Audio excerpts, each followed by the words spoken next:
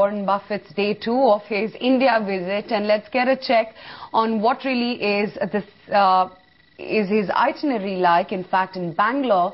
And Shelly is waiting by. Shelly, nothing categorical on India except thanking Ajit Jain. What's day 2 going to be like?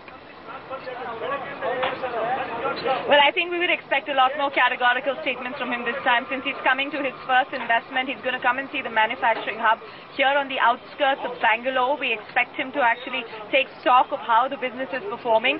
Seems to be giving him earnings. No wonder he's still sticking around with Tagutech, which is the firm that he's invested in. Now, Tagutech has its headquarters in South Korea, but in Bangalore they have a large, a large hub where he's going to come and check out the manufacturing facilities.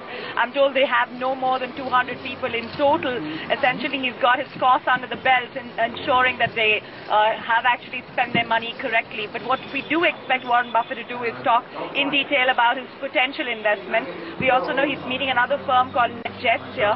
We expect him to look at sharing some wealth from the $38 billion cash that he's sitting on, and has actually flown in with that kind of a kitty behind backing him. But we do also know that he said pretty clearly that if he could manage one investment a year, that's more than enough from his standpoint, and that it should be a screaming investment. He also clarified that if he's looking to make an investment in a country like India, especially one that's a consumption-driven economy, he'd rather go for the basics like he has in the United States, where he has invested in soft drink makers and chewing gum makers and so on. So as far as he's concerned, his investment strategy from India looks like that he would look at a story that's simple. He wouldn't want to invest in something that he doesn't understand, as he claims. And he says that he's been a retard for coming so late into India at the age of 80+.